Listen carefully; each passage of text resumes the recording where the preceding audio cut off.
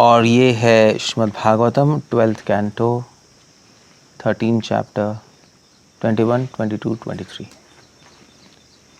भागवतम का आखिरी चैप्टर है और उनके आखिरी श्लोक है जो सुता गोस्वामी ने भगवान और सुखदेव गोस्वामी को प्रणाम करते हुए बोले। या श्रीमद् भागवतम में 13 चैप्टर्स हैं और उसमें भी 13 चैप्टर में 23 श्लोक हैं। That's the idea. सो कि हम 21 श्लोक कर रहे हैं पहले, 12, 13, 21। इस श्लोक में सुता गोस्वामी सुखदेव गोस्वामी और परीक्षित महाराज को प्रणाम कर रहे हैं और फिर 22 में भगवान को प्रणाम करेंगे और फिर 23वें में भगवान के नाम को। देर वहाँ पे भागवतम एंड हो जाती है। सुता गोस्वामी क्या कह रहे हैं? योगेंद्राय नमस्तस्मै शुकाय ब्रह्म रूपिणे संसार सर्पदष्टम यो विष्णुरातम अमुमुचत। सुता गोस्वामी प्रणाम कर रहे हैं किसको? सबसे पहले सुखदेव गोस्वामी को। और सुखदेव गोस्वामी के कई उन्होंने नाम यूज़ किए हैं श्लोक में। सुखदेव गोस्वामी के कई नाम थे। Of course I mean to say famous थे, तो कई टाइटल्स भी थे उनके पास। सुखदेव सबसे पहला नाम बोल रहे हैं योगेंद्राय। योगियों में जो इंद्र है, मतलब योगियों के जो इंद्र हैं, ये कह लो, योगियों में नहीं, योगियों के जो इंद्र हैं। इंद्र मतलब होता है king, the king of yogis. ये जो शब्द है योगेंद्राय, जो टाइटल है, ये बहुत एक्चुअली कम लोगों को मिला है शास्त्रों में। और सबसे पहला मतलब योगेंद्राय ओरिजिनली किसके लिए है? वेल अगर देखा जाए ओरिजिनल इस संसार में ओरिजिनली शिव जी के लिए। शिव जी को योगेंद्राय कहते हैं, नहीं, महायोगी योगेश्वर शिव जी को ही कहते हैं। तो शिव जी को योगेंद्राय कहते हैं। शिव पुराण में योगेंद्राय शब्द आता है, काफ़ी बार आता है शिव पुराण में योगेंद्राय शब्द। और ऑफ कोर्स अगर आप धर्मशास्त्र पढ़ो तो उसमें याज्ञवल्क्य मुनि को योगेंद्राय बोला गया है धर्मशास्त्रों में। योग शास्त्रों में शिव जी को बोला गया है। और एक और व्यक्ति जिनको योगेंद्राय बोला गया है वो है दत्तात्रेय।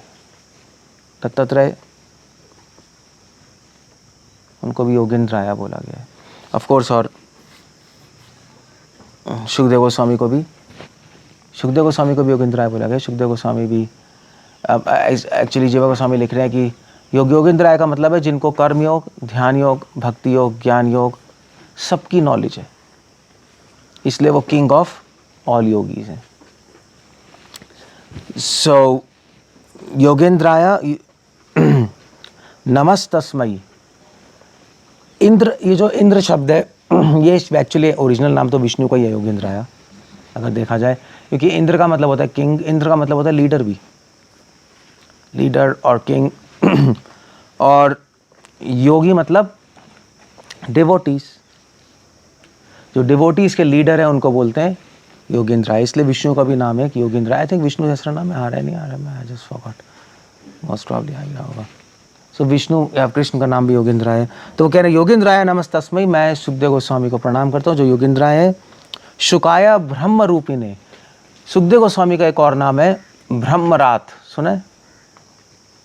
प्रभुपाद लिख रहे हैं फर्स्ट कैंटो में ब्रह्मरात। ब्रह्मरात क्यों है? ये प्रभुपाद लिख रहे हैं कि ब्रह्म वैवर्त पुराण में सुखदेव गोस्वामी का नाम आ रहा है ब्रह्मरात, भागवत में भी है। ब्रह्मरात का मतलब है जो ब्रह्म से प्रोटेक्टेड है। सुखदेव गोस्वामी पहले ब्रह्मवादी थे, हमें पता है, पहले डिवोटी नहीं थे, डायरेक्ट ब्रह्मवादी थे। उसके बाद जब जंगल चले गए तो जंगल में व्यासदेव जी से वो श्लोक सुना, अहो बकियम स्तन कालकूटम, भगवान से अट्रैक्ट हो गए, व्यासदेव के पास आए, भागवतम पढ़ी और डिवोटी बन गए। सो ब्रह्म अनुभवी भगवत अनुभवी बन गए। इसलिए सुखदेव गोस्वामी को ब्रह्मरात भी बोला जाता है। रात मतलब प्रोटेक्शन, ब्रह्म मतलब जो ब्रह्म से प्रोटेक्टेड है। सुखदेव गोस्वामी का एक और नाम है, अगर आप साउथ इंडिया जाएंगे तो सुखदेव गोस्वामी का एक और नाम है महामुनि। हम कहते हैं सुखदेव गोस्वामी, मगर साउथ में गोस्वामी वर्ड लोगों को अच्छा नहीं लगता, पता है आपको? साउथ में गोस्वामी वर्ड यूज़ नहीं करते ना कोई। अब साउथ में किसी को बोलो ये गोस्वामी है तो उनके माइंड में सबसे पहले आता है कि डाकू है।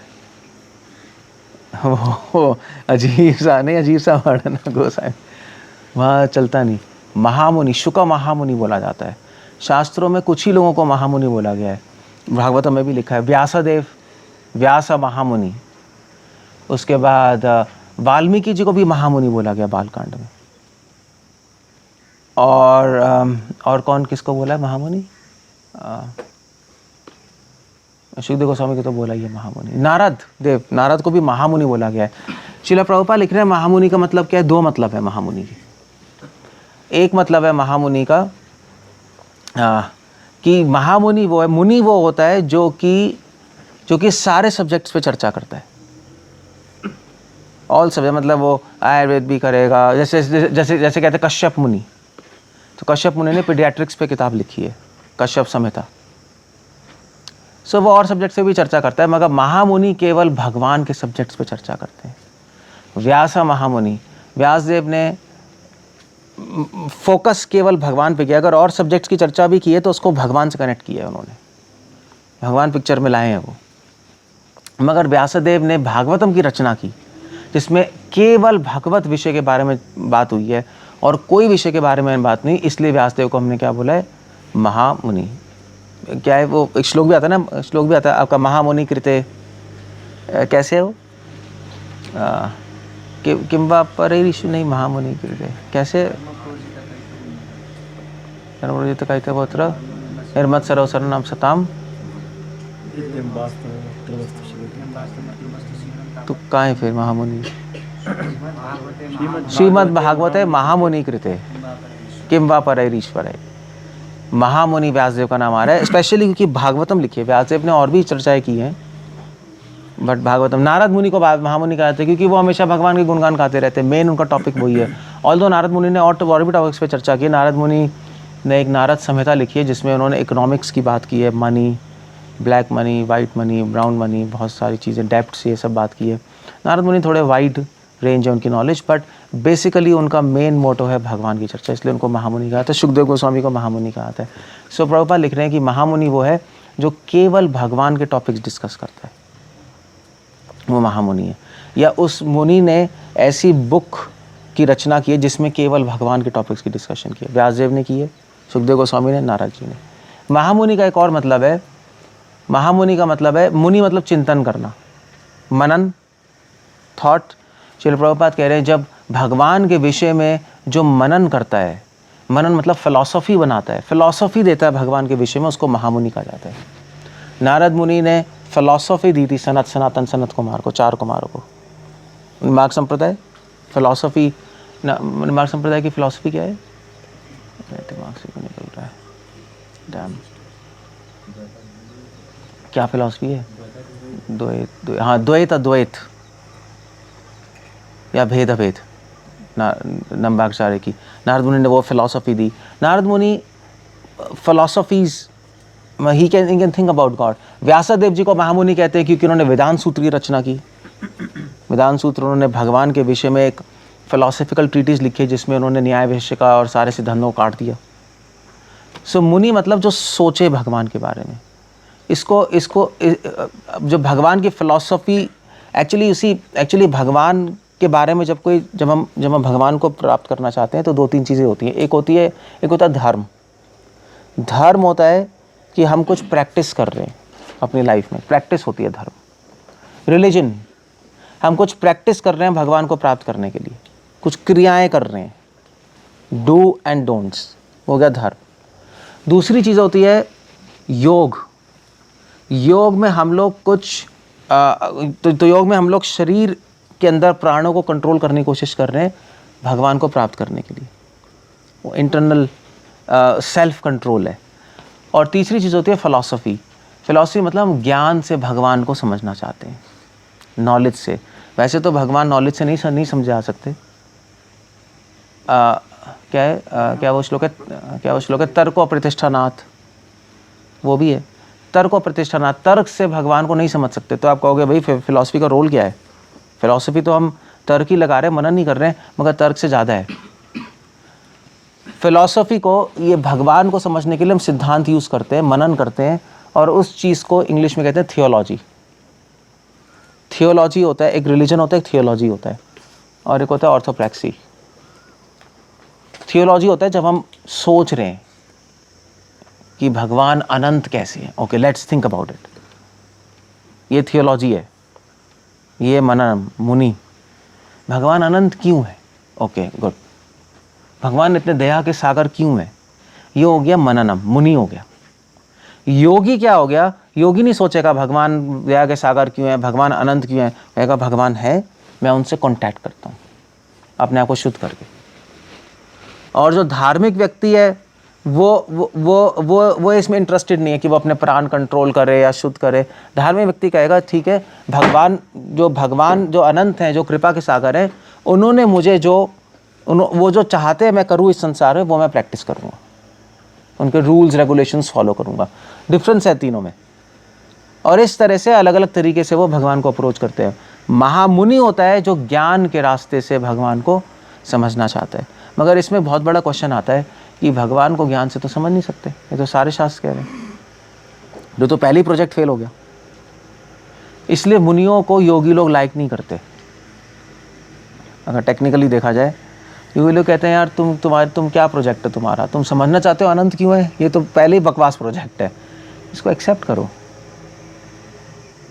और धार्मिक लोग भी लाइक नहीं करते, कहते तुम समझते ही रहोगे, जो कह रहे हैं वो फॉलो नहीं करोगे धर्म को। मगर मुनियों का एक रीज़न है, वो ऐसा क्यों कर रहे हैं? क्यों वेदांत सूत्र में इतना ज़्यादा चर्चा है? भगवान निष्पक्ष हैं या पक्षपाती हैं, इसी पे चर्चा चलती जा रही है। भगवान कैसे हमारे मन को कंट्रोल करते हैं जब हम सो रहे हैं, भगवान हमारे शरीर को कैसे कंट्रोल कर रहे हैं, भगवान का नाम कैसे हमारे चेतना को शुद्ध कर रहा है। Okay, let's understand this. मुनि ये करते रहते हैं। इसलिए वो जो है, एक मुनि है, मतलब एक ऋषि है जिनका टाइटल में मुनि ज़रूर लगेगा, गौतम मुनि। सुना है गौतम मुनि?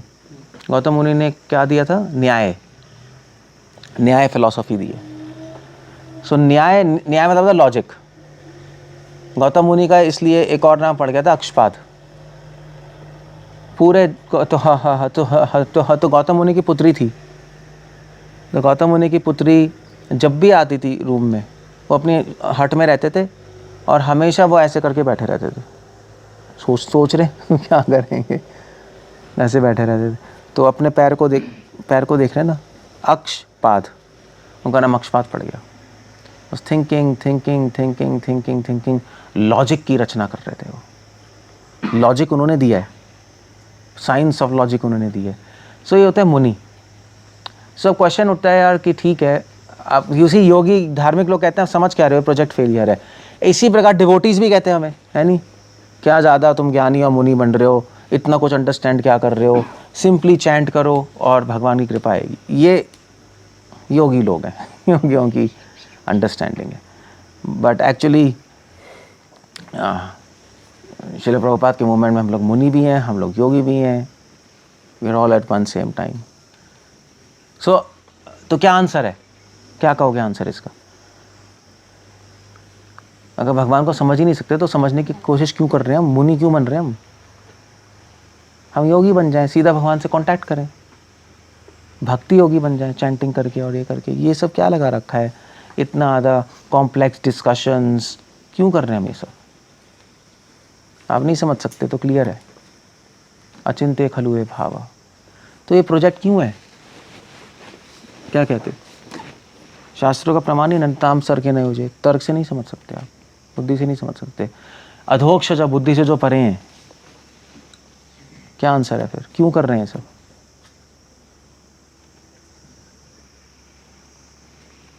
कुछ तो आंसर होगा। हाँ, शास्त्र को बीच बना के सोचना नहीं, सोच ही क्यों रहे हैं? क्यों समझना है भगवान अनंत क्यों है?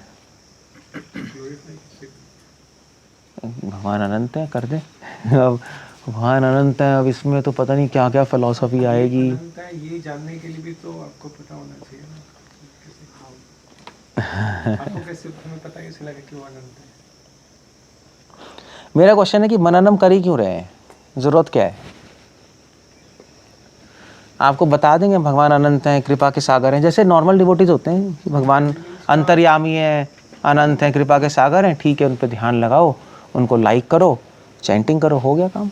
इंटेलिजेंस का क्या उपयोग है फिर भगवान में? इंटेलिजेंस का उपयोग है प्रीचिंग कैसे करनी है, प्रसाद कैसे बनाना है। एक पार्ट बिना ज्ञान के इतना अगर सही हम आंसर नहीं आ रहा, टेक्निकली हिट नहीं हो रहा। आ रहे हो, घूम रहे हो। बिना ज्ञान के अगर किसी पे हमने विश्वास किया, वो अंधविश्वास हो गया।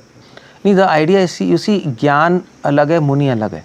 ओके ओके ज्ञानी अलग है, मुनि अलग है। ज्ञानी सिर्फ जानना चाहता है भगवान के बारे में, मुनि उसको उधेड़ रहा है, उसके अंदर जा रहा है, उसकी सर्जरी कर रहा है, उसके पीछे जा रहा है। ऐसा क्यों है? ज्ञानी होके हम एक्सेप्ट करते हैं भगवान सर्वव्यापी हैं, अंतर्यामी हैं, ओके गुड, हम समझ रहे हैं। मुनि एक अलग लेवल है उसका, वो उस ज्ञान पे मनन कर रहा है। कन्विक्शन आ गया, बढ़ जाए योगियों का भी कन्विक्शन आता है, आप भगवान से कांटेक्ट में आओगे, कन्विक्शन आ जाएगा अपने आप। मतलब सिर्फ ये नहीं कह सकते वहाँ पर है, बट एक्चुअली टेक्निकल आंसर इसका ये है कि मुनि क्या कर रहे हैं, मुनि भगवान मनन कर रहे हैं, भगवान को समझने की कोशिश कर रहे हैं ना। तो इस संसार में दो तरह के मनन होते हैं, दो तरह के तर्क होते हैं, ये भी समझ लो। दो तरह के तर्क होते हैं, ये भी सारे फिलोसफर्स कह रहे हैं। एक होता है इंटेलेक्चुअल, बुद्धि से मनन होता है। इंटेलेक्चुअल हाँ, तो इंटेलेक्चुअल मेडिटेशन या इंटेलेक्चुअल अंडरस्टैंडिंग है ना, इंटेलेक्चुअल अंडरस्टैंडिंग। दूसरा होता है कंटेम्पलेटिव अंडरस्टैंडिंग। मुनि सिर्फ बुद्धि नहीं लगा रहा, रॉन्ग, आप गलत समझ लिए। ज्ञानी लोग तो जान रहे हैं, वो कह रहे हैं यार क्यों बुद्धि लगा के और उधेड़ना चाहते हैं। मुनि कहते हैं बुद्धि लगा ही नहीं था, तू बुद्धि लगा रहा है। कंटेम्पलेटिव अंडरस्टैंडिंग है। मुनि सिर्फ बुद्धि नहीं लगा रहा, मुनि अपनी इंट्यूशन, अपनी आत्मा के लेवल पे इंट्यूशन भी यूज कर रहा है। मुनि सिर्फ नॉलेजेबल व्यक्ति नहीं है, मुनि एक शुद्ध व्यक्ति भी है, जो आत्मा के स्तर पे भगवान को समझने की कोशिश कर रहा है। भगवान ही उसको समझा रहे हैं मैं क्या हूं, वो नहीं आगे बढ़ रहा। आप उससे पूछो तुम समझना चाहते हो भगवान अनंत है? नहीं, मैं जानना चाहता हूं, मैं भगवान पे ध्यान लगा रहा हूं और भगवान ही मुझे समझा रहे हैं कि मैं अनंत। वो उसको कहते हैं कंटेम्पलेटिव, इंट्यूशनल अंडरस्टैंडिंग। ये बहुत अंतर है। सारे क्रिश्चियन थियोलॉजी में यही पॉइंट उठ रहा है बार बार, इस्लामिक थियोलॉजी में यही पॉइंट उठ रहा है। सबसे पहला पॉइंट ही उठता है थियोलॉजी में कि भगवान को समझने क्यों है। वो कहते हैं भाई भगवान को समझने में सिर्फ बुद्धि यूज़ नहीं कर रहे हैं, हम रेवलेशन भी यूज़ कर रहे हैं, अनुभव भी यूज़ कर रहे हैं, हम कंटेम्पलेट कर रहे हैं। बुद्धि से समझना और आत्मा से समझना दो बिल्कुल अलग बात है। आप कोई कोर्स करोगे, कोई भी कोर्स कर लो आप, VIHE, MIHE या किसी भी संसार में, दो तरह के लोग होंगे। कुछ लोग बुद्धि से समझेंगे, पॉइंट्स, लॉजिक, ये सब। कुछ लोग बुद्धि से नहीं समझते, कुछ लोग आत्मा के स्तर पे जाके समझते हैं, अनुभव करते हैं उस सब्जेक्ट को। और जो कंटेम्पलेटिव अंडरस्टैंडिंग है, जो आत्मा के स्तर पे जाके मनन होता है, उससे विषय पूरी तरह ग्रैस्प होता है। अदरवाइज बुद्धि से होगा तो आप विरोध में आ जाओगे, कॉन्ट्राडिक्शंस में आ जाओगे, प्रॉब्लम्स हो जाएंगी, नेक्स्ट स्टेप पे नहीं जा सकते। तभी कृष्ण कह रहे हैं सांख्य योग का पृथक बाला वदंती न पंडिता। सांख्य और योग, जो लोग कहते हैं सांख्य योग अलग है, वो बालक हैं। जो लोग कहते हैं मुनि लोग और योगी लोग अलग है, बेवकूफ़ हैं वो। मुनि भी अपने आत्मा के स्तर पे जाके अनुभव ले रहा है, योगी भी अपनी आत्मा के स्तर पे जाके भगवान से कांटेक्ट करने की कोशिश कर रहा है। बुद्धि के स्तर पे कुछ नहीं हो रहा। इसलिए भक्ति में जो हम नॉलेज ले रहे हैं, जो फिलॉसफी पढ़ रहे हैं, वो हम इंटेलेक्चुअल अंडरस्टैंडिंग नहीं कर रहे, वो हम कंटेम्पलेटिव अंडरस्टैंडिंग कर रहे हैं। अगर आप सिर्फ भक्ति में इंटेलेक्चुअली समझना चाहोगे तो फिर तो दूसरी पार्टी बिल्कुल सही कह रही है, क्या ज्ञानी बन रहे हो, वो तो सिर्फ फिलॉसफी हो जाएगी सिर्फ। हम लोग आत्मा के स्तर पे जाके, हम लोग मन, बुद्धि, अहंकार को साइड में रखकर आत्मा के स्तर पे जाके चीज़ों को समझ रहे हैं, उसको अंडरस्टैंड करने की कोशिश कर रहे हैं। और हमें कैसे पता लगेगा हम आत्मा के स्तर पे कर रहे हैं, मन के स्तर पे कर रहे हैं? हमें कैसे पता? हाँ, एक तो ये बुद्धि के स्तर पे अनुभव नहीं आएगा, आप लॉजिक में घूमते रहोगे। आत्मा के स्तर पे अनुभव आ जाएंगे। मगर आत्मा के स्तर पे जो कंटेम्पलेटिव अंडरस्टैंडिंग होती है, आत्मा के स्तर पे जो अंडरस्टैंडिंग होती है, उसके क्या होता है, आप जो समझोगे उसको यूज़ करोगे, जो आपकी अंडरस्टैंडिंग होगी उसको यूज़ करोगे किस में, उसको यूज़ करोगे रस और लीलाओं में एंटर करने के लिए। बुद्धि के स्तर पे जो अंडरस्टैंडिंग होगी आप यूज़ नहीं कर पाओगे उसको, आपके पास है मगर बेकार है। फिलॉसफी पढ़ेंगे, सब समझेंगे, सब रट्टा मार लिया, मगर आपको पता ही नहीं लगेगा कि इस चीज़ को मैं यूज़ कैसे करूं लीलाओं में एंटर करने के लिए और रस में एंटर करने के लिए। वो कनेक्शन आप नहीं बना पाओगे, रस और लीला का कनेक्शन सिद्धांत से नहीं बना पाओगे बुद्धि के स्तर पे। वो इंटेलेक्चुअल अंडरस्टैंडिंग है, आत्मा के स्तर पे कनेक्शन बन जाएगा। इसी से फ़र्क पड़ता लगता है बस अपने आप। ओके, सो मैं क्यों बोल रहा था, मुनि महामुनि कृते, श्रीमद् भागवत महामुनि कृते, ये महामुनि कृते है। इसलिए व्यासदेव को महामुनि बोला है क्योंकि आप भागवतम ही पढ़ लो। व्यासदेव ने जो भागवतम प्रकट की है वो समाधि में जाके की है। कौन सा श्लोक है समाधि में, वो व्यासदेव समाधि में गए, दिमाग से निकल गया क्या, हाँ, भक्ति योगे न मनसी, फिर कैसे, हाँ, सम्यक प्रणीत है अमले, उसके बाद क्या है, हाँ अच्छा यही वाला अपश्यते पूर्णम मया तब अपाश्रयम। भक्ति योगे न मनसी फर्स्ट कैंटो में लिख रहे हैं शुद्ध गोस्वामी, भक्ति योगे न मनसी सम्यक प्रणीते अमले। सम्यक जो वर्ड है उससे वो लिख रहे हैं कि सम्यक मतलब कि वो समाधि में एंटर किए, भक्ति योग की पावर से वो माइंड समाधि में एंटर किए। इसलिए भागवत को बोलते हैं समाधि भाषा। भागवत को तार्किक भाषा नहीं बोला जाता। समाधि में जाने का मतलब क्या है कि वो आत्मा के लेवल पे आके सोच रहे हैं। प्रभुपाद लिख रहे हैं ना, प्रभुपाद ये भी लिख रहे हैं एक्चुअली पर्पट में कि Vyasadev wrote Bhagavatam in a mature understanding. वो ऐसे लिख रहे हैं ना, मैच्योर, इन इज मैच्योरिटी ही रोट। सारे शास्त्र लिखकर उन्होंने भागवतम पे सोचा, मनन किया और फिर लिखा। मगर ये मनन कहाँ हो रहा है, समाधि में हो रहा है। समाधि मतलब क्या है, आत्मा के स्तर पे हो रहा है, आत्मा के स्तर पे हो रहा है। इसीलिए भागवतम स्पेशल है, पिबतम भागवतम रसमाला में। इसलिए भागवतम में व्यासदेव जी ने बहुत यूनिक चीज़ कर दी, उन्होंने सिद्धांत और रस का समन्वय किया भागवतम में। ये भागवतम की ब्यूटी है और किसी शास्त्र में नहीं है। और शास्त्रों में हो सकता है कि हिस्टोरिकल रिकॉर्ड्स हों। हिस्टोरिकल रिकॉर्ड्स कैसे, मतलब इंफॉर्मेशन है। हरिवंश पुराण में भगवान कृष्ण के सारे कुल की वंश की इंफॉर्मेशन है, लीलाएं भी हैं बट इंफॉर्मेशन है। कुछ किताबों में व्यासदेव जी ने सिर्फ सिद्धांत की चर्चा की है, वेदांत सूत्र। कुछ किताबों में केवल रस की चर्चा हुई है, जो हमारे गोस्वामी ने लिखी है। मगर भागवतम हमेशा स्पेशल है, मध्यस्थ भागवत पुराण। क्यों? क्योंकि भागवतम में सिद्धांत और रस का समन्वय किया गया, उनको साथ में लेके आए हैं, जो करना बहुत मुश्किल है। क्योंकि अब सिद्धांत को रस के साथ लाओगे तो रस का रसत्व खत्म हो जाएगा, चांसेस हैं। आप फिलॉसफी ला रहे हो ना, उसमें रस कम हो जाएगा। अब आप सिर्फ रस की बात करोगे, सिद्धांत नहीं लाओगे तो रस को समझ ही नहीं आएगा, तो रस काम वासना बन जाएगी, पता नहीं लगेगा हो क्या रहा है, ऑर्डिनरी स्टोरीज बन जाएगी। तभी तो भागवतम को सबसे स्पेशल रखा है। भागवतम को क्यों स्पेशल रखा है? भागवतम के बेस पे तो सारे शास्त्र लिखे जा रहे हैं, क्योंकि समाधि भाषा है, क्योंकि व्यासदेव महामुनि है, रस और सिद्धांत का समन्वय। इसलिए भागवतम, महापुरुष ने कहा भागवतम सब सर्वश्रेष्ठ ग्रंथ है, महापुराण है, ब्ला ब्ला ब्ला वट एवर इट इज। मगर स्पेशल ये हो रहा है इसमें। ओके, इसीलिए सुखदेव गोस्वामी का नाम क्या है? महामुनि। व्यासदेव का नाम क्या है? महामुनि। व्यासदेव से पढ़ा उन्होंने और फिर उन्होंने रिपीट किया। सुखदेव गोस्वामी ने एक्चुअली भागवतम को इस तरह प्रेजेंट किया कि रस और सिद्धांत साथ में उन्होंने पिरो दिया। तभी कह रहे हैं पिबतम भागवतम रसमालयम। रस को पियो। रस को पियोगे कैसे? कैसे पियोगे? हाँ, सुन के तो चलो, सुनते तो सभी हैं, मगर पी कौन पाता है? मनन करके। अभी मैंने बताया। हाँ, रस को कैसे पीना है? मनन।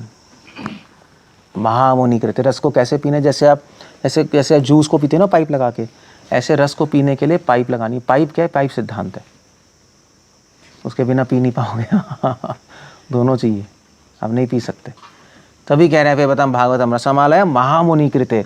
अब ये शुरू में आ रहा है नहीं, अब इस पे क्वेश्चन उठा है कि यार एक तरफ कह रहे हैं रस पियो, एक तरफ कह रहे हैं महामुनि, एक तरफ सांख्या चल रही है, एक तरफ रस की बात चल रही है, दोनों साथ में कैसे चल रहे हैं? उसका आंसर यही है, महामुनि कृते, यही आंसर है। महामुनि रस और सिद्धांत का समन्वय करते हैं, इसलिए सुखदेव गोस्वामी का एक नाम है महामुनि। एनीवे, सो उन्होंने प्रणाम किया सुत गोस्वामी ने, योगेंद्राया ब्रह्म रूपी ने, ब्रह्मरात महामुनि सुखदेव गोस्वामी को प्रणाम कर रहे हैं। और फिर यहाँ पे कह रहे हैं सुखदेव गोस्वामी ने क्या किया है, यहाँ पे परीक्षित महाराज का नाम यूज कर रहे हैं, विष्णुरात। परीक्षित का नाम एक विष्णुरात है, क्यों है?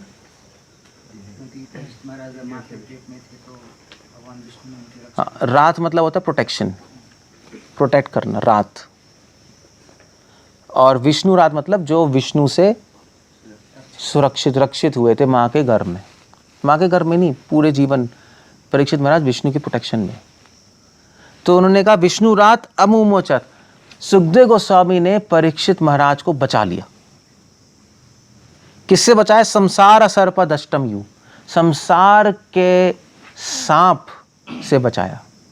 अब यहाँ पर बहुत इंटरेस्टिंग दो बातें हैं कि परीक्षित महाराज को वैसे तो तक्षक काटने आ रहा था, तक्षक सांप ही काटने आ रहा था, तो यहाँ पे उन्होंने नहीं बोला कि तक्षक सांप से बचा लिया, क्योंकि तक्षक सांप ने तो मार ही दिया उनको। बट परीक्षित महाराज को तक्षक से कोई मतलब नहीं था, एक्चुअली कोई इंटरेस्टेड ही नहीं थे। संसार सर्प दष्टम, अगर इसका लिटरल ट्रांसलेशन ले तो इसका मतलब है कि सुखदेव गोस्वामी ने परीक्षित महाराज को संसार के सांप से बचा लिया। संसार का सांप क्या है? भोग वासना। वो ये ना प्रबोधानंद सरस्वती लिख रहे हैं ना, क्या श्लोक है वो, दुरंत सर्प पटली। संसार को सांप ही कहते हैं जो अपने विषय वस्तुओं के विष से दूसरों को डस लेता है और भोग वासना आ जाती है। तो संसार के सांप से बचाया, भोग वासना से बचाया। अब क्वेश्चन उठता है परीक्षित महाराज में भोग वासना थी? क्वेश्चन ही नहीं है, क्योंकि उनका नाम यूज कर रहे हैं विष्णुरात, जो विष्णु से रक्षित है। तो फिर इसके एक्सप्लेनेशन क्या है? जो विष्णु का प्योर डिवोटी हैं, परीक्षित गर्भ से प्योर डिवोटी है, जिनकी रक्षा करने विष्णु स्वयं आए, उनको क्या संसार छू पाएगा? तो यहाँ पे ऐसा क्यों लिख रहे हैं? इसकी दो एक्सप्लेनेशन है। एक एक्सप्लेनेशन विश्वनाथ ठाकुर दे रहे हैं, प्रॉपर डिसाइपल्स लिख रहे हैं। क्यों है? क्योंकि विश्वनाथ ठाकुर लिख रहे हैं कि जैसे अर्जुन को भगवान ने गीता दी, अर्जुन का ज्ञान हटाया। अब अर्जुन का ज्ञान क्या था? वो लीला में था। भगवान ने जानबूझ के उनको लीला के तौर पे अर्जुन एक्टिंग कर रहे थे, मैं अज्ञान हूँ, और भगवान ने गीता बोली। ऐसी परीक्षित महाराज एक्टिंग कर रहे हैं कि मैं भोगी हूँ। परीक्षित, सुखदेव गोस्वामी आप प्लीज़ मुझे भागवत सुनाइए, मेरा कल्याण कर दीजिए, बस ये चल रहा है और कुछ नहीं। इसलिए कह रहे संसार सर्प दष्टम यो। दिखने में ऐसा लग रहा है कि परीक्षित महाराज ने सुखदेव गोस्वामी ने परीक्षित को कथा सुनाई, परीक्षित में भक्ति आ गई और भगवान के पास चले गए। मगर ऐसा नहीं है, भक्ति पहले से ही थी और कोई संसार सर्प उनको छू नहीं सकता। तक्षक छू सकता है, संसार का सांप नहीं छू सकता। तक्षक वो तो शरीर को कर रहा है। मगर एक्चुअली ये अंडरस्टैंडिंग थोड़ी सी घुमा फिरा के लगती है, नहीं? इसलिए जीवा गोस्वामी इसकी एक और अंडरस्टैंडिंग दे रहे हैं। तो सुधा गोस्वामी लिख रहे हैं संसार सर्प दष्ट। तो यहाँ संसार का मतलब क्या है? संसार का मतलब क्या होता है? किसी को पता है? संसार शब्द क्या आ रहा है? संसरति इति संसार। संसार मतलब होता है चलते रहना। संसरति मतलब चलते रहना। जैसे आप किसी जर्नी में जाओ ना, आप चलते जा रहे हो बहुत दूर है, कोई आपका एडवेंचर नहीं होता, जैसे चलते जा रहे हो इधर उधर, वो संसरति है। तो जन्म मृत्यु में चलता जा रहा है संसार। एक मतलब ये। दूसरा मतलब संसार का मतलब होता है, परीक्षित महाराज के लिए संसार क्या है? परीक्षित महाराज के लिए ये संसार नहीं। परीक्षित महाराज का संसार का है भगवान की भक्ति उनका संसार है, जिसमें वो रहते हैं अपने माइंड में। तो संसार सर्प, भक्ति का भी एक सांप होता है। भक्ति का सांप क्या है? संसार का सांप है भोग, भक्ति का सांप है विरह। परीक्षित महाराज विरह के सांप से डसे गए थे। परीक्षित महाराज को भगवान से बहुत विरह हो रहा था। सुखदेव गोस्वामी ने परीक्षित महाराज को उस विरह से बचाया। श्रीमद् भागवतम में भगवान के गुणगान करके, भगवान की लीलाएं की चर्चा करके परीक्षित महाराज पूर्ण शांत हो गए। ये परफेक्ट, ये सही अंडरस्टैंडिंग जीवा गोस्वामी की थोड़ी ज़्यादा लिटरल और टू द पॉइंट अंडरस्टैंडिंग लगती है। संसार असर पदष्टम यो। परीक्षित महाराज को पता लगा कि 7 दिन में मरने वाले, उनको कोई प्रॉब्लम नहीं थी। उनको ये प्रॉब्लम थी कि 7 दिन में आखिरी बिताऊं कैसे, यही था ना, मैं कैसे स्पेंड करूं भगवान की भक्ति में, पूर्ण भक्ति में कैसे स्पेंड करूं, कैसे मैं भगवान का रस आस्वादन करूं इस लास्ट टाइम में। मैं किंग, वो तो किंग थे, मैनेजमेंट था, ये था वो था, उन्होंने कहा स्टॉप इट, बस हो गया।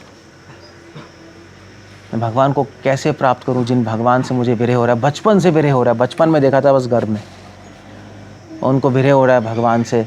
सो तब सुखदेव गोस्वामी आए। सुखदेव गोस्वामी ने कहा ओके गुड। मतलब सुखदेव गोस्वामी ऐसे थोड़े ना है परीक्षित महाराज के पास, क्यों आए थे वो सुखदेव गोस्वामी? हाँ भाई, इनको शाप मिल गया, राजा को सांप काटने वाला 7 दिन में, इसलिए मैं जा रहा हूँ। सुखदेव गोस्वामी पागल है क्या? ऐसे तो करोड़ों राजा है उनको पता नहीं क्या क्या शाप मिले होंगे। सुखदेव गोस्वामी का पता है परीक्षित महाराज विष्णु रात हैं। इस पॉइंट ऑफ टाइम पे परीक्षित महाराज को महान विरह हो रहा है भगवान कृष्ण से। और विरह का एक लक्षण है कि भगवान को प्राप्त करने की प्रगाढ़ इच्छा। उनको पता लगा 7 दिन में मरने वाला हूँ। एक्चुअली यहाँ पे विरह का मतलब क्या है? यहाँ पे विरह का मतलब वो नहीं है जो आप सोच रहे हो। पॉइंट है कि भाई ऐसे डिवोटी जो रहते हैं, हम लोग जो भक्त होते हैं, उनको भी भगवान से विरह होता है कि भाई भगवान इतनी दूर है, भगवान की प्राप्ति कब होगी, ये है ना। परीक्षित महाराज का विरह इस लेवल पे नहीं है। परीक्षित महाराज को पता लग गया 7 दिन में मरने वाला हूँ मैं, मतलब 7 दिन में भगवान मिल जाएंगे, 7 दिन बाद वो भगवान के पास होंगे। अब वो 7 दिन कैसे गुजारे, ये बड़ी प्रॉब्लम है, ये बहुत बड़ी प्रॉब्लम है। उनका विरह द्विगुणित त्रिगुणित हो गया। नहीं भैया, आप जैसे जैसे अपने गोल के पास पहुंच रहे हो, ऐसे ऐसे और क्या कहते हैं उसको, एक्साइटमेंट होने लगती है। नहीं हम भैया, हम लोग कहाँ जा रहे हैं, हम लोग हैं, हम लोग मान लीजिए आप अमेरिका में डिज्नी वर्ल्ड जा रहे हो, आपको बड़ा मज़ा आएगा, जाएंगे घूमेंगे, फ़्लाइट पकड़ी, पहुंच गए अमेरिका, ऑरलैंडो पहुंच गए, और आपको है ही डिज्नी वर्ल्ड, बड़े एक्साइटमेंट हो, ऑरलैंडो पहुंच गए तो और एक्साइटमेंट बढ़ जाएगी। नहीं अब तो आएगा यार, कल ही हम जाएंगे, टिकट्स भी हमारे पास। फिर कल आ गया, शाम को जाने, और एक्साइटमेंट बढ़ गई, 1 घंटा बचा और एक्साइटमेंट बढ़ गई, अरे जल्दी करो, ये करो वो करो। जैसे जैसे पास आएगी चीज़, ऐसे ऐसे एक्साइटमेंट और बढ़ जाती है। सामने मृत्यु। परीक्षित महाराज के लिए मृत्यु थोड़ा ना, मैंने पहले ही बताया था। नहीं, मुक्त जीवों के लिए मृत्यु क्या है? तो चाहते हैं मैं मर जाऊं, इसलिए यहाँ पे वर्ड ही क्या यूज़ कर रहे हैं? अमुमोचत यूज़ कर रहे हैं, अमुमोचत। ये वर्ड अजीब सा है, मुमुचत। मुमुचत वर्ड क्या होता है? मुमुचत समझते हो ना, मतलब मुमुचत मतलब उसमें होता है आपका फ्रीक्वेंटेटिव है। प्रगाढ़ इच्छा में कहते हैं मुमुचत, मुमुक्षु, मुमुचत। इंटेंस विरह हो गया, 7 दिन बाद मैं भगवान कृष्ण के गोलोक चला जाऊंगा, दी एंड हो जाएगा, मगर 7 दिन बताऊं कैसे, मैं पागल हो जाऊंगा। मैं वो पागल हो जाते, वो उनको दिमाग फट जाता। सुखदेव गोस्वामी आ गए, ठीक है okay, I will help you to spend time, मैं तुम्हारी मदद करूँ। आप हम समझ भी नहीं सकते उनको क्या विरह हो रहा है, ये समझने वाली बात नहीं है। हम समझ ही नहीं सकते गोपियों को क्या विरह हुआ था। ना जिंदा रह सकते हो ना मर सकते हो, इसलिए यहाँ पे विष इस्तेमाल किया है। विष, सर्प मतलब विष। चैतन्य चरितमृत महाप्रभु लिख रहे हैं भक्ति का जो विष है, भक्ति विष है और अमृत भी है। भक्ति के सांप ने जिसको काट लिया वो ना जिंदा रह सकता ना मर सकता है, क्योंकि अमृत भी है और विष भी है। अब दोनों अगर किसी में डाल दो अमृत विष तो क्या होगा मतलब एक हाथ से अमृत इंजेक्शन, एक हाथ से विष, तो एग्जैक्टली पता नहीं क्या होगा, मरेगा जिंदा रहेगा, आई डोंट नो एग्जैक्टली क्या होने वाला है। यहाँ पे अमृत की ड्रिप, यहाँ पे विष की ड्रिप पता नहीं क्या होने वाला है। तो साथ में है वो अमृत और विष।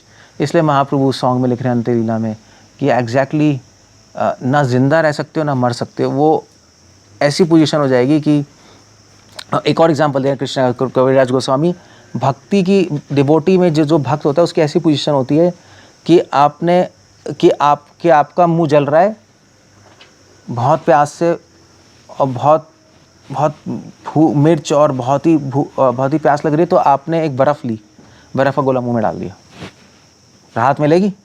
मिलेगी नहीं मिलेगी? ऑफ कोर्स मिलेगी बर्फ़। और जब चूस रहे हो तो बर्फ़ के अंदर क्या है? आँख का गोला। अब बर्फ़ के अंदर अब जैसे पिघल रही एकदम से आँख का गोला आ गया, तो बर्फ़ का पानी भी आ रहा है, आँख का गोला भी है, क्या क्या होगा?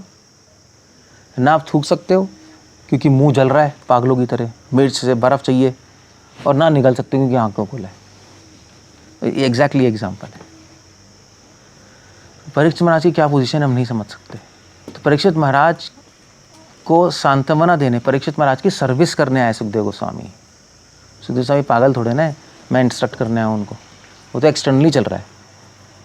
परीक्षित स्टूडेंट हैं सुखदेव गोस्वामी ने ये अपॉर्चुनिटी ली कि परीक्षित महाराज की मैं सर्विस करूं और भगवान के मिशन की सर्विस करूं। उनको समझ आ गया भगवान के पास टाइम किया भागवत को प्रकट करने के लिए, तो वैष्णव सेवा भी हो रही है, भगवत सेवा भी हो रही है सुखदेव गोस्वामी से। इसलिए आप ये कह रहे हैं ब्रह्म रूपी ने। ब्रह्म रूपी ने मतलब होता है जो साक्षात भगवान की अवतार है, ब्रह्म रूप है, उनको सारी अंडरस्टैंडिंग हो रही है एग्जैक्टली क्या हो रहा है, क्यों हो रहा है, कैसे करना है। इस तरह से हम संसार सर्पदष्टम को एक्सप्लेन करेंगे। जीव गोस्वामी इस तरह से एक्सप्लेन कर रहे हैं, तब थोड़ा समझ आता है। तभी तो प्रभुपाद लिख रहे हैं भागवत में कि जब ब्रह्मरात विष्णु रात से मिलता है तो भागवत प्रकट होती है। ब्रह्मरात कौन है? सुखदेव। विष्णु रात कौन है? परीक्षित। जब ऐसा भक्त जो विष्णु की प्रोटेक्शन में है, जब वो मिलता है ब्रह्मरात से, सुखदेव गोस्वामी ऐसे गुरु से जो स्वयं ब्रह्म रूप है, जो स्वयं भगवान के भाव को प्राप्त कर चुके हैं, तब भागवत प्रकट होती है। सुखदेव गोस्वामी को प्रकट मतलब हमसे मिलते थोड़े ना भागवत प्रकट हो जाती। और परीक्षित महाराज को भागवत समझ भी आ गए 7 दिन में। हमें कैसे पता? एग्जैक्टली भागवतम का जो इंटरनल मैसेज है वो समझ आ गया। कैसे पता हमें? What's the proof? आपको कैसे पता? वो समझ आ गई। हो सकता है तक्षक काटने आया और परीक्षित महाराज ने कहा भैया कुछ समझ नहीं आया फिर से रिपीट करो। नथिंग। हमें कैसे पता समझ आ गया? वो डिस्टर्ब नहीं हो रहे थे? वो तो चलो बचपन से वो प्योर डिवोटी हैं, वो तो फिर वो तो लॉजिक खत्म हो गया ना। वो तो चाहे भागवतम बोलते नहीं बोलते, मृत्यु आती डिस्टर्ब नहीं होते। वो विष्णु रात है, परीक्षित है भाई, वो तो पहले ही हमने बोल दिया। हमें कैसे पता समझ आ गया उनको? कौन है भी? कोई आंसर नहीं कर रहा। अचिंत्य।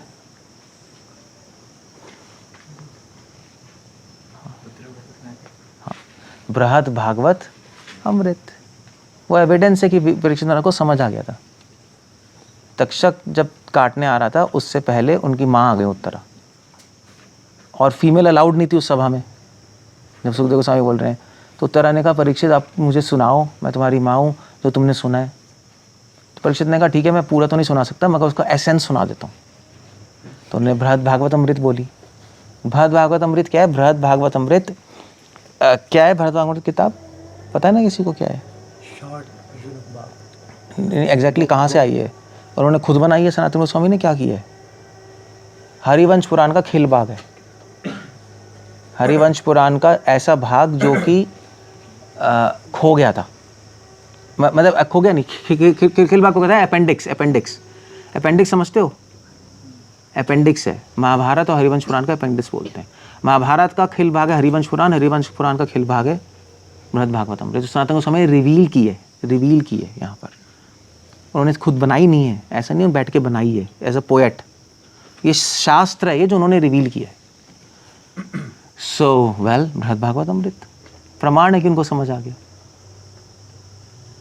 सो he could understand Bhagavat properly, और एसेंस समझ गया वो 7 दिन में, पकड़ लिया। क्यों? क्योंकि वो विष्णु रात है। हमें सुनाते हम क्या समझते हैं? हम तो पूरा जीवन लगाए तब भी कुछ पल्ले नहीं पड़ रहा हमें। तो इसलिए बृहद भागवत अमृत इंपॉर्टेंट है। बृहद भागवत अमृत भागवतम का एसेंस है, यूँ समझ लो आप बस। सो संसार सर्पदृष्टयो विष्णुरातम मुमुचु। It's a beautiful verse. उसके बाद 22 श्लोक में भगवान को प्रे कर रहे हैं। सुखदेव गोस्वामी हो गया, ब्रह्मरात, परीक्षित हो गया, विष्णुरात, भगवान को प्रे कर रहे हैं। भवे भवे अथा भक्ति पादयोस्तव जायते, तीनों श्लोक साथ में आते हैं। 22 भवे भवे अथा भक्ति, चाहे मेरे जन्म पे जन्म हो, जो महाप्रभु प्रे कर रहे हैं, भक्तात् भक्ति, वही श्लोक है। या जन्म पे जन्म हो, मुझे आपके चरणों की भक्ति मिले, पादयो तथा कुरुष्व देवेश, भगवान ऐसा करिए। नाथस्त्वम नो यतः प्रभु, आप मेरे नाथ हैं, आप प्लीज़ मुझे जन्म पे जन्म भक्ति दी। इसी के श्लोक के आधार पे महाप्रभु ने वो रचना की है। ना धनम ना जनम ना सुंदरिम कवितम वा जगदीश कामय, ममा जन्मने जन्मनेश्वरे भवतार भक्ति अहेतु की। तो एग्जैक्टली ये श्लोक है, एग्जैक्टली ये श्लोक। शिक्षाष्टकम का जो चौथा श्लोक है वो text 22, 12 chapter, 13 chapter. Of course ऐसे श्लोक और भी कहीं आए होंगे, बट ये एंड है इसलिए बता रहा हूँ मैं। एग्जैक्टली इसी की ट्रांसलेशन है, लिटरल। और फिर 23 श्लोक भागवतम एंड हो रही है भगवान के नाम पे। अब नाम को प्रणाम कर रहे हैं। नाम संकीर्तनम यस्य सर्व पाप प्रणाशनम प्रणामो दुख शमनस तम नामामि हरिम परम। तो कह रहे हैं भाई ठीक है, नाम संकीर्तन से भगवान विष्णु कृष्ण का जो नाम है उनको मैं प्रणाम करता हूँ, क्योंकि सर्व पाप प्रणाशनम, उससे सारे पाप नष्ट हो जाते हैं। सारे पाप नष्ट होने के दो मतलब हैं। एक मतलब है ठीक है, हम जो कंडीशंस होते हैं जो हम पढ़ेंगे सारे पाप नष्ट हो जाएंगे। इससे ये जो शब्द है सर्व पाप प्रणाशनम, इससे एक चीज़ प्रूव होती है। कौन बताएगा? एक चीज़ प्रूव होती है इससे, बहुत इंपॉर्टेंट है। क्या प्रूव होती है? श्रीमद् भागवतम में, श्रीमद् भागवतम का एम क्या है? भगवान के नाम को ग्लोरीफाई करना है ना। बहुत श्लोक आ रहे हैं, भागवतम भगवान के नाम को ही ग्लोरीफाई कर रही है। मतलब ये तो श्लोक पे श्लोक है, गुणानुवर्णन है, बहुत सारे श्लोक हैं, है ना। हाँ, अब क्वेश्चन ये है कि भागवतम किसके लिए? पारमहंस शास्त्र हम कहते हैं ना। अगर परमहंस शास्त्र है तो ये क्यों कह रहे हैं सर्व पाप प्रणाशनम? इसका मतलब है कि सिर्फ परमहंसों के लिए नहीं है, इसका मतलब है पापियों के लिए भी है। सिर्फ परमहंसों के लिए नहीं है, परमहंसों के लिए बनाई गई है। परमहंस इस शास्त्र को टेस्ट कर पाएंगे।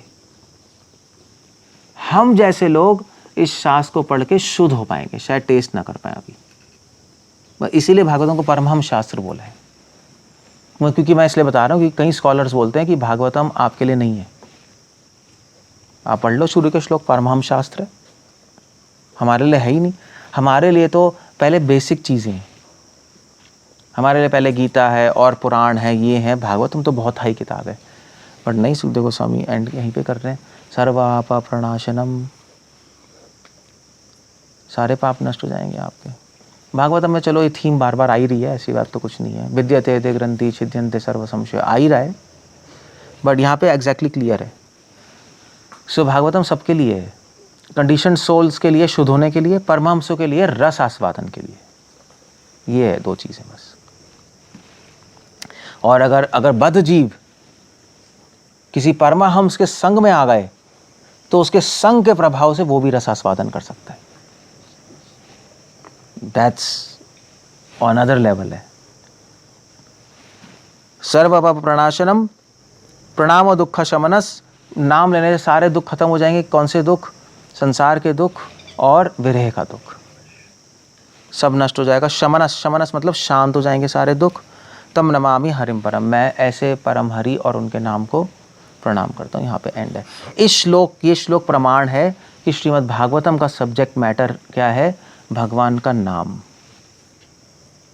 अगर कोई पूछे भागवतम क्या सिखाना चाहती है, तो सीधा पहले ये श्लोक आना चाहिए, नाम संकीर्तन से सर्व प्रणाशनम। भागवतम आपको भगवान का नाम लेने के लिए प्रेरित करना चाहती है। भागवतम आपको भगवान के नाम की महिमा बताना चाहती है। बस यही भागवतम है और कुछ नहीं है। और नाम से ही रस आएगा, और कोई तरीका नहीं है। भागवतम पढ़ के नाम की भगवान की महिमा समझेंगे, नाम की महिमा समझेंगे। जब नाम लेंगे तो भागवतम में एक्सेस मिलेगा। ये इस चीज़ का प्रमाण है और कुछ नहीं। ये सब्जेक्ट मैटर है भागवतम। आप और भी आंसर है भागवतम सब्जेक्ट मैटर क्या है? वेल, आप सेकंड कैंटो के 6 क्वेश्चन बोल सकते हो और फिर उसके बाद टाटा बोल सकते हो। या भागवतम सब्जेक्ट मैटर है प्रेम, वो सब ठीक है, बट अगर रियली में आपको कोई श्लोक कोट करना है, ये भागवतम का एंड, क्योंकि एंड श्लोक कंक्लूजन होता है ना हर बुक का, उपसंहार कहते हैं ना, कंक्लूजन दे रहे हैं। ओके, मैंने इतनी बड़ी बुक लिखी है, क्यों लिखी है? ये कंक्लूजन है, इसमें क्या लिखना चाहता हूँ मैं, कंक्लूजन है, दी एंड। तो दी एंड हो गया नाम संकीर्तन में। इससे ये बहुत इंपॉर्टेंट श्लोक है बाय द वे, ये प्रूव करने के लिए परम विजयते श्री कृष्ण। हाँ, कोई कहेगा यार ये भागवतम में कहाँ है परम विजयते श्री कृष्ण संकीर्तनम? श्री वैष्णव संप्रदाय वाले तो कहेंगे कहाँ है, हम भी भागवतम पढ़ते हैं मगर हम डीटी वर्शिप करते हैं। मध्वा संप्रदाय वाले कहेंगे कहाँ है, तुम इतना नाम बोलते जा रहे हो, भागवतम में कहाँ है? हमने भी भागवत तात्पर्य लिखी है हमारे आचार्य ने, हम गौड़ीय वैष्णव ये कोट करते हैं, ये है हमारा प्रमाण। भागवतम संकीर्तन के लिए है, परम विजयते श्री कृष्ण संकीर्तनम, ये श्लोक प्रमाण है हमारा। फिनिश हो गया, that's all. Okay, so that's it. Hare Krishna. कुछ पूछना है, कुछ कहना है?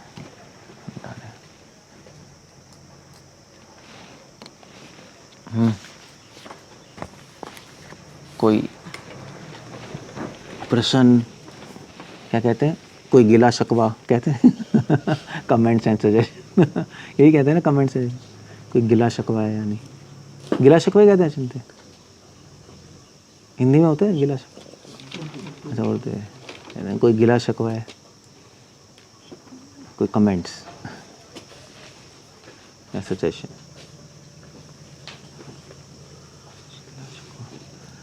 इसमें सुखदेव गोस्वामी है, उनको ब्रह्मराज कहा है और ब्रह्म रूपी ने परीक्षित महाराज को विष्णुराज। मतलब ये बड़ा अजीब सा लग रहा है कि जो ब्रह्मराज है वो विष्णुराज को इंस्ट्रक्शंस दे रहा है, और कि एक अपेरेंटली बाहर से आन लो अपने कहा कि वो सुखदेव गोस्वामी की सर्विस कर रहे हैं विष्णुराज। हाँ, इसलिए समझ आएगा, वरना समझ नहीं है। और इससे लग रहा है कि जो ब्रह्मराज है वो श्रेष्ठ है विष्णुराज से, तभी वो इंस्ट्रक्शन दे रहा है। पहले ब्रह्मराज थे वो, ब्रह्मराज इसलिए तो पहले थे, अब तो भगवत रूप बन गए, अब तो डिवोटी हो गए परमहंस। इसमें उस एडजेक्टिव का उपयोग इसमें ब्रह्म रूपी ने हुआ है इस्तेमाल, ब्रह्म रूपी ने ब्रह्मराज नहीं है, वो तो मैंने ऐसे ही नाम ले लिया था। ब्रह्म रूपी ने यहाँ पे जो साक्षात भगवान है, साक्षात भगवान का ही रूप हो गए वो, ब्रह्म रूपी ने। और क्योंकि परीक्षित विष्णुराज है, भगवान से प्रोटेक्टेड है, सो भगवान ही सुखदेव गोस्वामी के रूप में आ गए उनको प्रोटेक्शन देने के लिए मृत्यु के समय। ये अंडरस्टैंडिंग है इसकी, ब्रह्म रूपी ने बोला है। ब्रह्मरूपी में तो और भी अजीब सा है, मायावादी टच आता नहीं, वो हम सोचते हैं ना मायावादी, ब्रह्म शब्द मायावादियों का नहीं है, वो हमने फिट किया है। हो। रूपी ने आता है, ब्रह्म मतलब भगवान, पर ब्रह्म। ऑफ कोर्स मायावादी लोग कुछ कहेंगे जो भी अपने मन से इंटरप्रेट करेंगे, एक्सप्लेन करेंगे ब्रह्मरूपी ने का मतलब। वो तो कहेंगे हाँ निराकार में लीन थे, उन्होंने विष्णु रात को बताया और फिर उनको निराकार में ले गए, कुछ ना कुछ तो करेंगे वो ड्रामे। एक्सप्लेनेशन यही देंगे कि देखो जीव और ब्रह्म एक है, तो यही इसलिए। हाँ, वो तो यही कहेंगे, वो ब्रह्म रूपी ने, वो तो यही कहने वाले, 100% ही कहने वाले। बट उनकी बात नहीं मानेंगे हम, कर लो जो करना है केस कर दो हम नहीं मान रहे। सो अगर हम यहाँ पे उनकी बात मानते हैं तो पूरी भागवत में बहुत बड़ी बड़ी कॉन्ट्रडिक्शंस आ जाएंगी। ये इसलिए मायावादी जल्दी जल्दी भागवतम पे कमेंट्स नहीं करते, मतलब भागवत पे कमेंट्री जल्दी लिखी भी नहीं किसी मायावादी ने, किसी ने नहीं लिखी, किसी ने तो लिखी होती भाई, गीता पे तो लिख दी चलो, मधुसूदन सरस्वती इन लोगों ने, भागवतम पे किसी मायावादी ने लिखी नहीं। एक है वो मायावादी भी नहीं है, तो कर्मकांडी मिक्स्ड है, वो सुखदेव टीका, मायावादी ने छुआ ही नहीं इसको, क्योंकि अगर वो छुएंगे तो कमेंट्री लिख नहीं पाएंगे, पूरे विरोध में फंस जाएंगे, पागल हो जाएंगे, उनका दिमाग फट जाएगा। इसलिए कथा ज़रूर करते हैं ये लोग, कथा कमेंट्री लिखना तो बड़ी बात है। आप पूछ लो भाई तुम्हारे उसने कमेंट्री लिखी है, कथा तो चलो अब मानते हैं हम, कमेंट्री दिखाओ ना हमें। कमेंट्री है ही नहीं, श्री वैष्णव है, मध्वा है, अपने थोड़े कर्मकांडी टाइप भाई लोग हैं, अपने वल्लभाचार्य हैं, अपने लोग हैं, जीवा गोस्वामी, श्रीधर स्वामी को कहते हैं मायावादी है।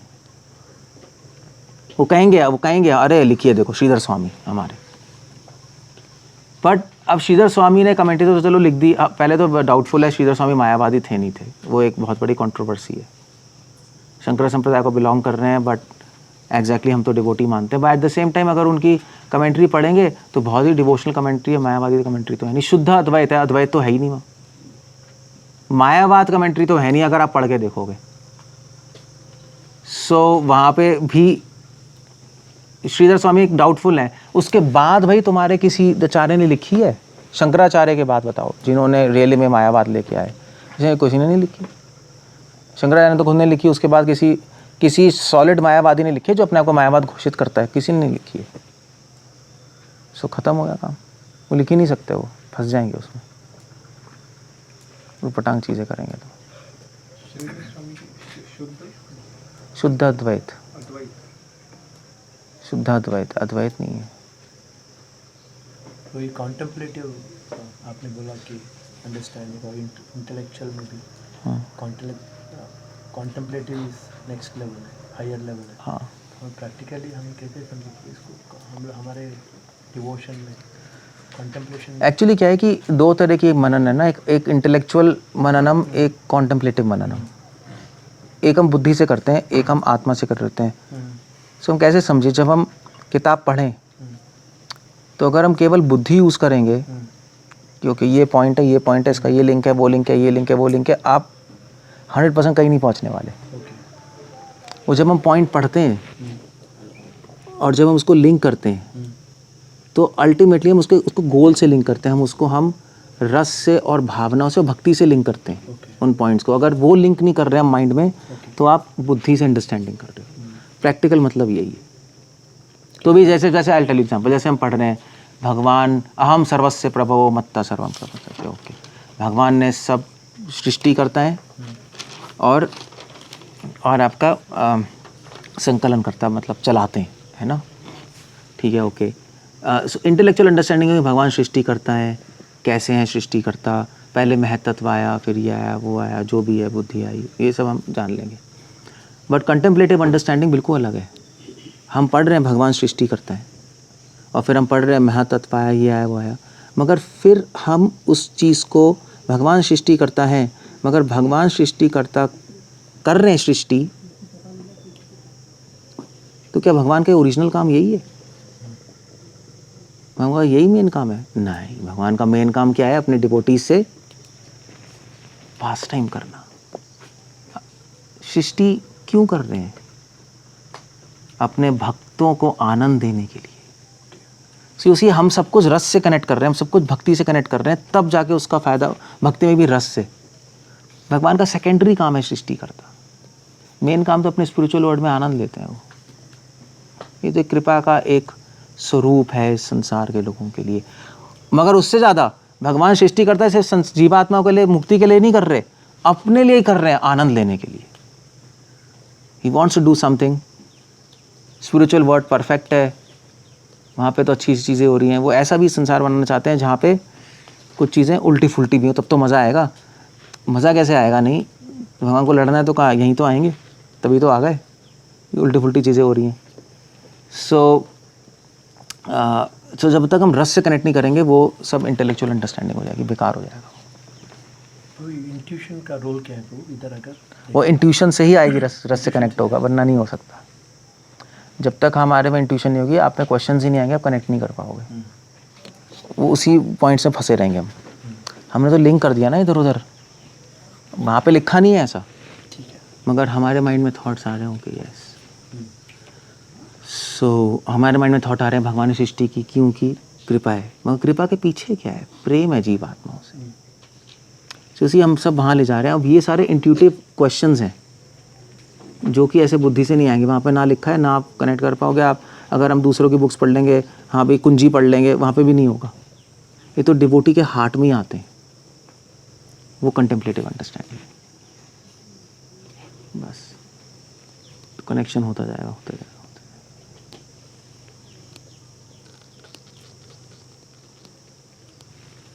Okay, so what else? Vishwanath Chakravarti Thakur contemplative understanding कर रहे हैं, तभी तो उनकी टीका सब कुछ रस से कनेक्टेड है ना, अलग टीका है। लोग कहते हैं यार कहाँ से पॉइंट लेके आए? वेल, वो कंटेम्पलेटिव कर रहे हैं। सो बुद्धि से जो अंडरस्टैंडिंग होती है वो क्यों करता है व्यक्ति? जब तक हृदय अशुद्ध है वो बुद्धि से ही करना पड़ेगा उसको। एक शुद्ध हृदय ही कंटेम्पलेटिव कर पाएगा, उसके और आत्मा में कांटेक्ट रहेगा। इसलिए कहते हैं भागवतम पढ़ने के लिए एक प्योरिटी चाहिए, तभी कहते हैं शुद्धता चाहिए। कोई कहेगा शुद्धता क्यों चाहिए यार, हम संस्कृत सीख लेंगे। कई लोग हैं भागवतम पढ़ने के लिए पूरे संस्कृत सीखते हैं, पूरा सर्जरी करते हैं, कोर्स कर लेंगे, सब अंडरव्यू ओवरव्यू सब आ जाएगा, मगर फिर उसके बाद क्योंकि उन्होंने फोकस ही नहीं किया शुद्धता पे। इसलिए सारे आचार्य कह रहे हैं भाई पहले सर्विस कर लो, हार्ट प्योर कर लो, वरना भागवतम तुम्हारे लिए कूड़ा है, कंटेम्पलेटिव अंडरस्टैंडिंग नहीं होगी, बस इतना है।